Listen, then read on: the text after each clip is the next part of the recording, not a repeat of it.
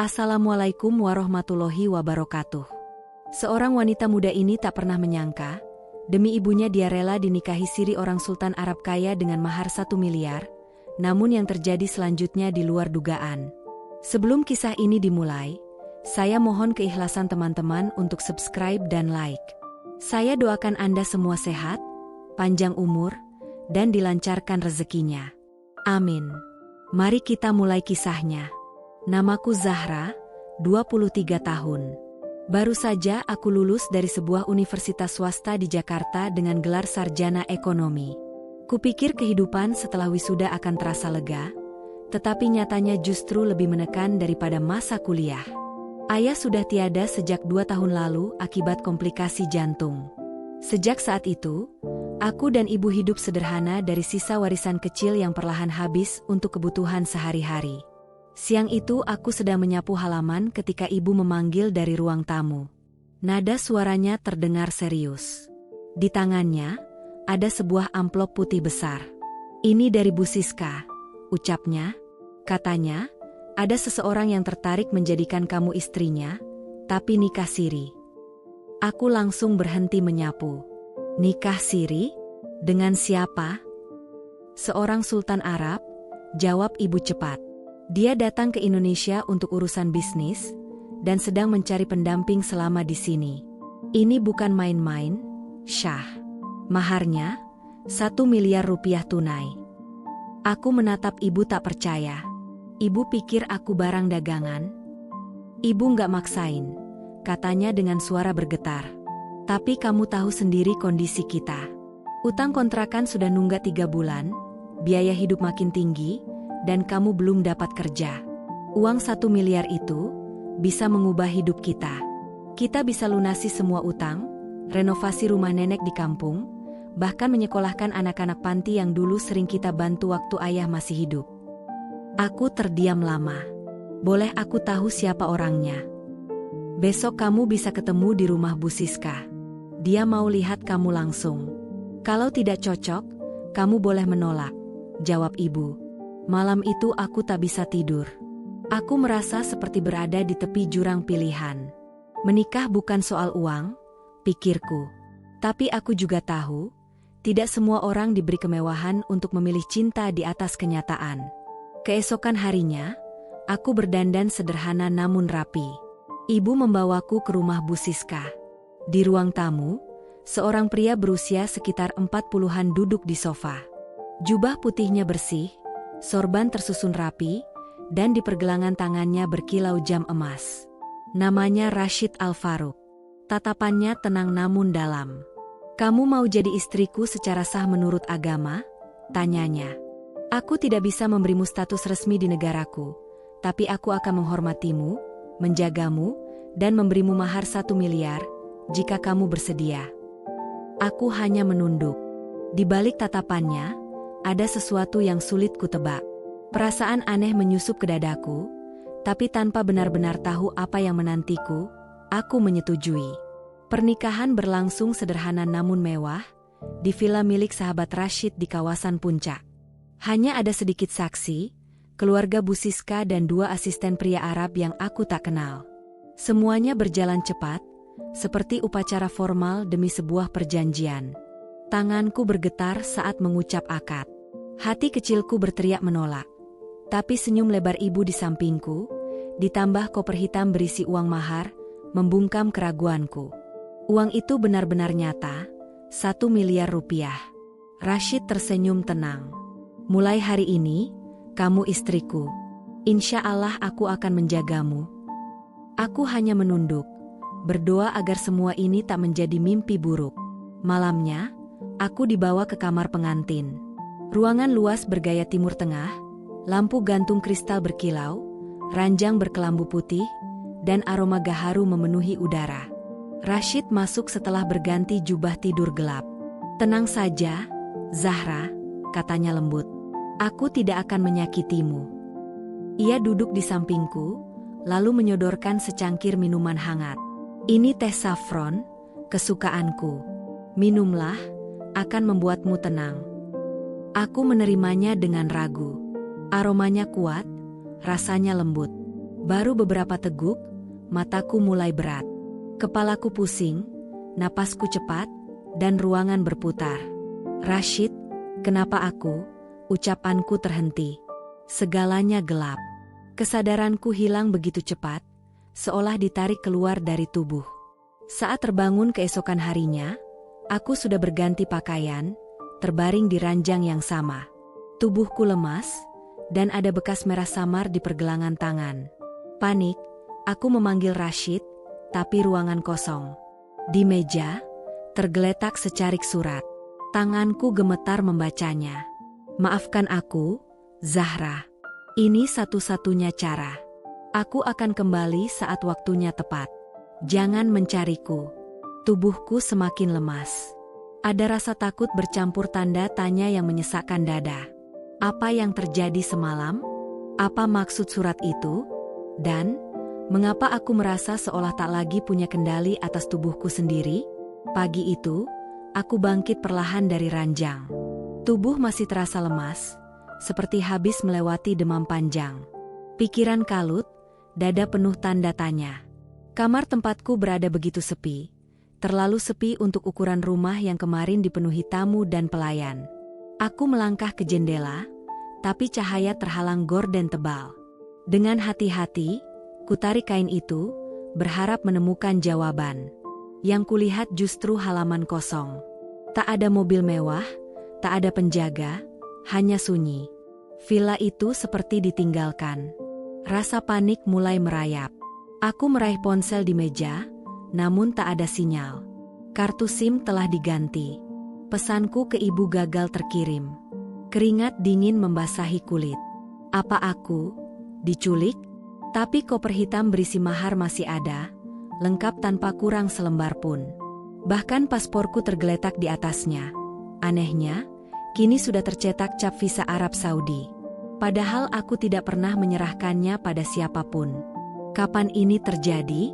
Dengan langkah gontai dan kepala penuh pertanyaan, aku keluar kamar. Lorong villa sunyi, semua pintu kamar lain terkunci.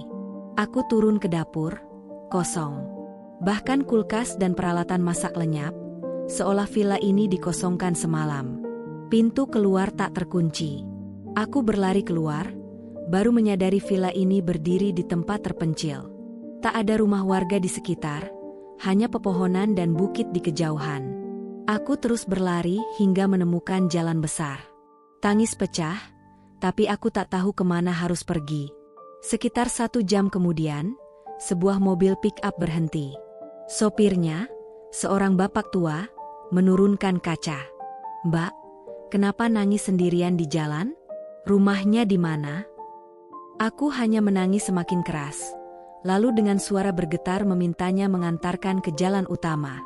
Dari sana, aku memesan ojek online dan pulang ke kontrakan.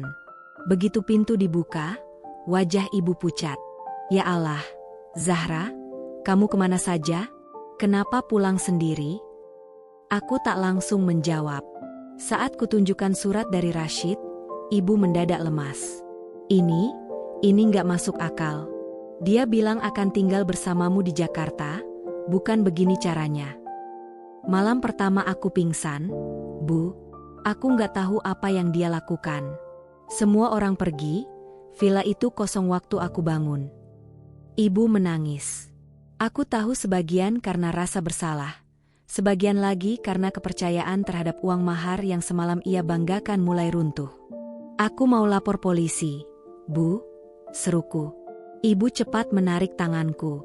"Jangan, nanti semua jadi skandal. Nikah siri MU nggak bisa dibuktikan di pengadilan. Kamu yang akan disalahkan." Hatiku hancur. Tubuhku remuk, harga diriku seperti dicabut. Yang paling menakutkan, aku yakin ini belum selesai. Rashid Al-Faruq belum benar-benar pergi. Dan apa yang ia lakukan malam itu mungkin punya maksud lebih gelap dari sekadar pernikahan singkat. Seminggu berlalu sejak aku kembali ke kontrakan, tapi trauma itu masih menghantui. Saat tidur, aku sering bermimpi di bekap kegelapan. Aku terbangun dengan peluh dingin, tubuh menggigil tanpa sebab. Aku mulai tak nyaman dengan tubuhku sendiri, seperti ada yang berubah. Pagi hari pandanganku kadang kabur, perutku sering mual. Ibu berusaha menenangkanku, mengatakan itu hanya perasaan. Tapi semakin hari, rasa aneh itu semakin nyata.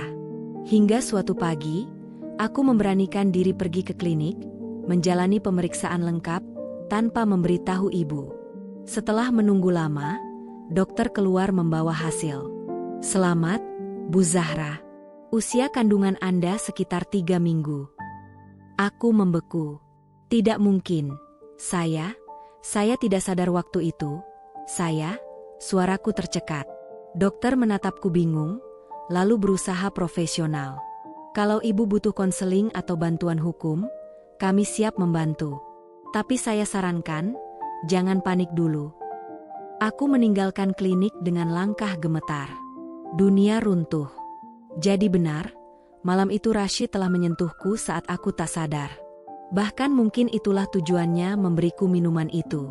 Rasa jijik, marah, dan hancur bercampur jadi satu. Sesampainya di rumah, aku menunjukkan hasil tes itu pada ibu. Wajahnya memucat, tangannya gemetar. Kita harus cari dia, Bu.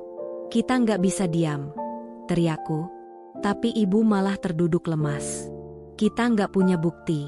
Nikah siri MU nggak tercatat resmi. Kalau ini jadi skandal, kamu yang bakal dicap buruk. Dia mungkin sudah di luar negeri sekarang. Aku tak bisa menerima. Aku dikhianati, dirusak, ditinggalkan, dan kini dipaksa diam. Dalam putus asa, aku mencoba mencari informasi tentang Rashid Al-Faruq di internet. Hingga akhirnya, aku menemukan sebuah artikel tentang keluarganya. Keluarga kaya raya, terkenal di Arab Saudi. Hati ini mencelos ketika membaca satu bagian.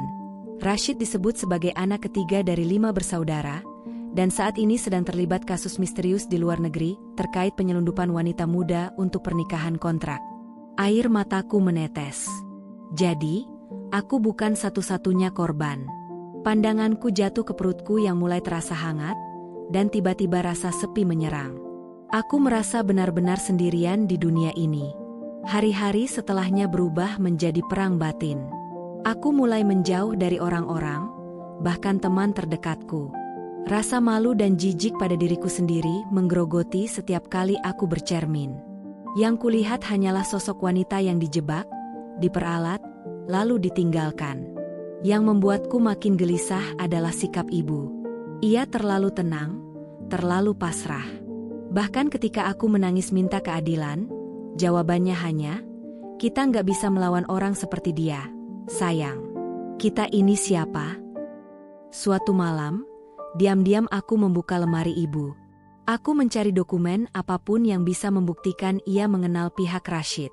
Benar saja, aku menemukan sepucuk surat bersampul emas, berstempel bulan sabit dengan kaligrafi Arab. Isinya kontrak pernikahan dalam 2 bahasa, Indonesia dan Arab.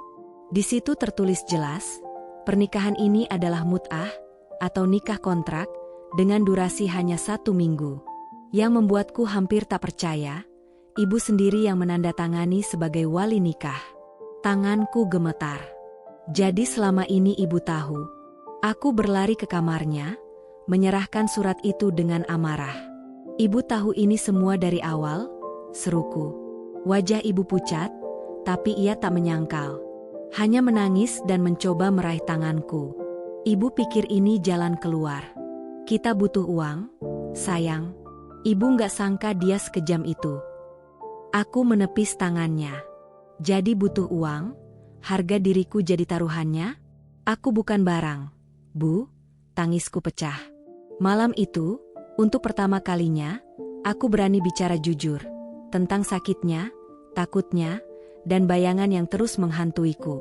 Aku bukan hanya kecewa pada Rashid, tapi juga pada ibu yang kupikir akan selalu melindungiku.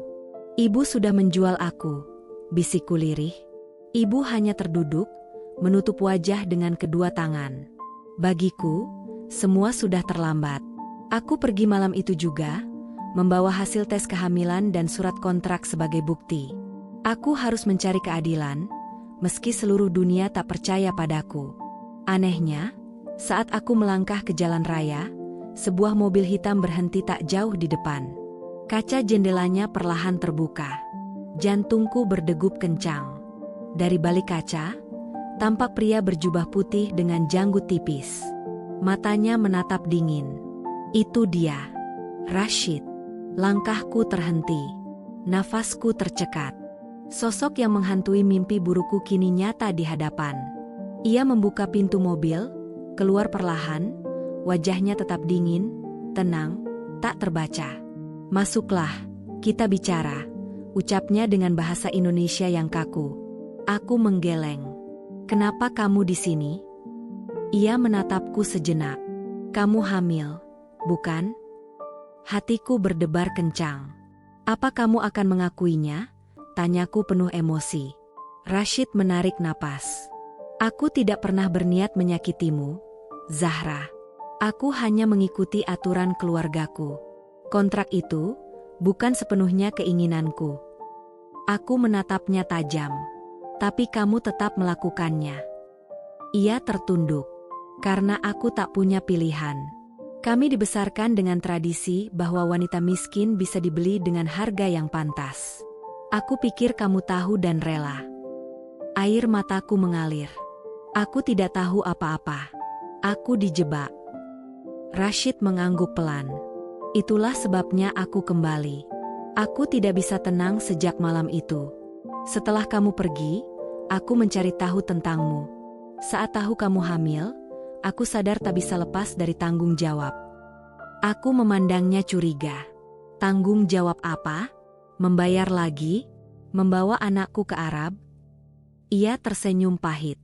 "Tidak. Aku ingin menikahimu secara sah, bukan nikah kontrak. Aku sudah siapkan semua berkas resmi, termasuk visa dan pencatatan negara. Aku ingin menebus semuanya." Aku terdiam. Di satu sisi, amarah masih membara, namun di sisi lain aku sadar, jika anak ini lahir, ia akan membutuhkan sosok ayah. Aku pun memerlukan kepastian status. Meski sulit bagiku untuk begitu saja menghapus luka dari semua yang telah terjadi. "Aku akan memikirkannya," ucapku akhirnya. Rashid mengangguk, lalu menyerahkan sebuah kartu nama. "Aku tinggal di Hotel Al Jazirah.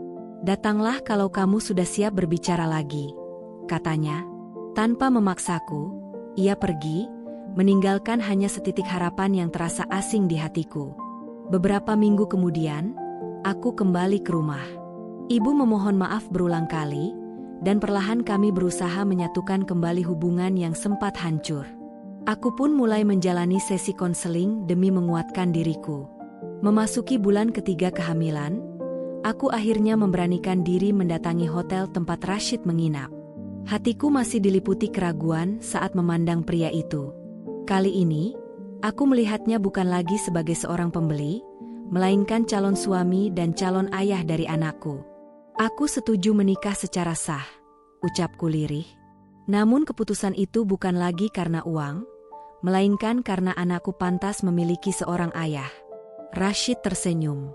Mungkin kali ini, yang ia berikan bukan hanya mahar bernilai 1 miliar, melainkan juga tanggung jawab serta penyesalan yang sungguh-sungguh. Rashid tersenyum, tapi kali ini senyum itu berbeda. Bukan senyum angkuh yang dulu kuingat, melainkan senyum yang terasa berat, penuh beban masa lalu dan janji yang belum tertebus.